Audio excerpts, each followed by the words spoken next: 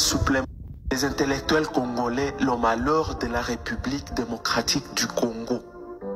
Les gens étudient pour devenir des problèmes supplémentaires à leur pays au lieu de devenir des solutions. Le plus grand inconscient du monde, le sans vision pour son pays, la personne qui a du mal à réfléchir quand son ventre est plein, qui pense que tout va bien dans son pays quand ses besoins personnels sont satisfaits, c'est l'intellectuel congolais. L'intellectuel congolais ne pense pas à la création des usines, des grandes entreprises. Il pense plutôt à créer un parti politique quand il a déjà de l'argent, pas pour créer des emplois, mais pour appauvrir davantage et diviser les pauvres citoyens. La République démocratique du Congo est devenue un pays où les projets commencent mais ne s'achèvent pas car aucun suivi. Un pays des improvisations, un pays où si tu dis la vérité aux dirigeants, ils te haïssent, mais si tu les flattes, tu deviens important à leurs yeux.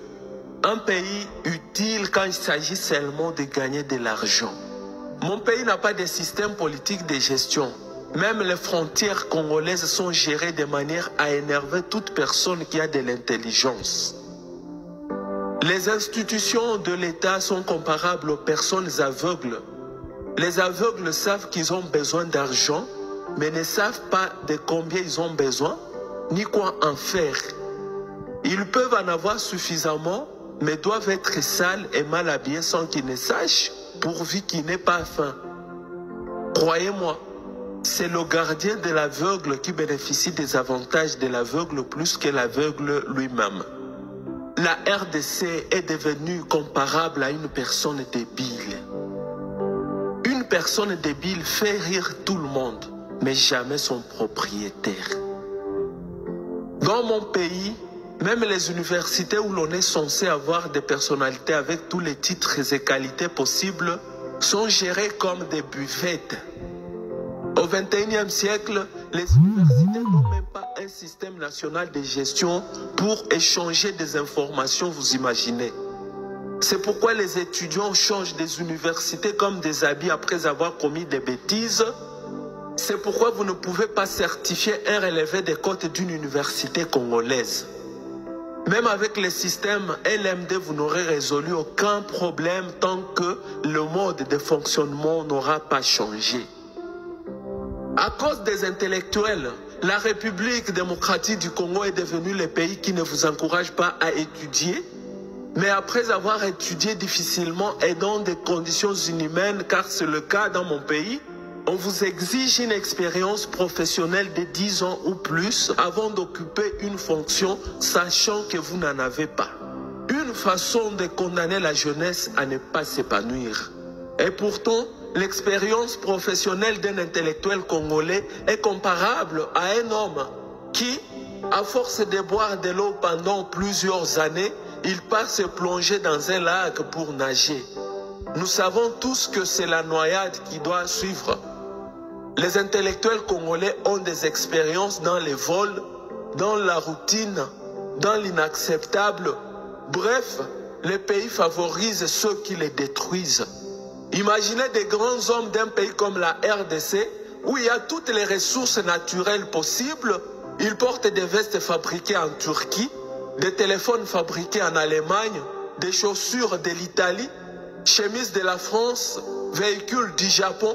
Ils boivent les vins de l'Espagne, ils utilisent les chaises fabriquées en Hollande et ils sont fiers. Mon pays est un champ de la veuve où les vaches des voisins, les chèvres, les moutons et même les poules mangent des arbres sans crainte. C'est dans les champs de la veuve où tous les voisins orientent leur caniveau. À la veuve, on ne fait que s'excuser après l'avoir provoquée, surtout quand elle a des enfants irresponsables et qui ne sont pas unis.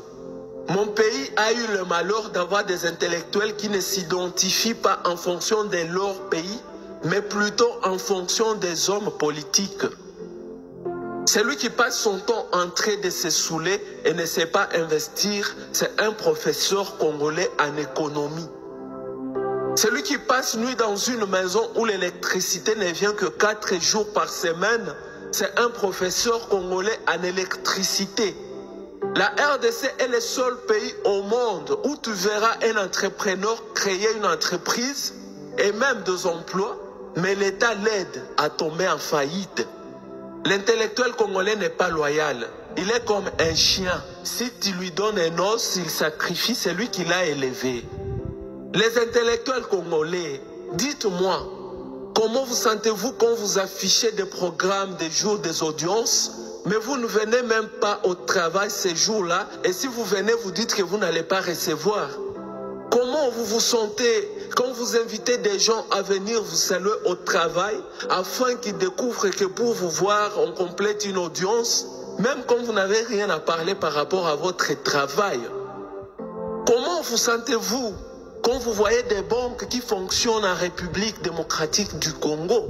Des banques où quand vous y allez, c'est pour y passer toute votre journée. Des banques où l'on ne reçoit pas des gens en fonction de l'ordre d'arrivée, mais plutôt en fonction des connaissances, d'influence ou des dons d'argent. Les intellectuels congolais pensent que bien parler la langue française est synonyme de la compétence et suffit pour occuper un poste. Conséquence, les Congolais connaissent tout et il ne sait rien. L'intellectuel congolais est têtu, insensible, orgueilleux, sadique, problématique et incompréhensif.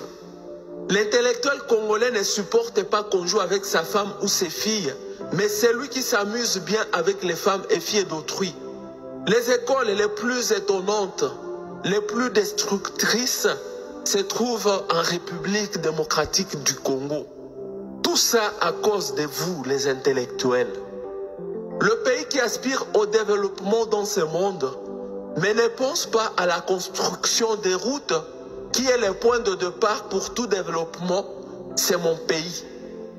Il est pratiquement impossible de quitter chaque province et atteindre la capitale par voie routière dans mon pays qui compte 26 provinces, mais nous continuons de rêver.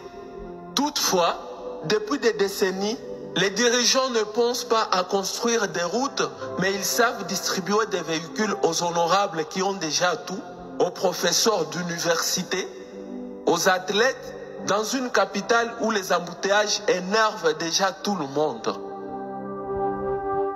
Nous sommes un pays où les enfants de la maison...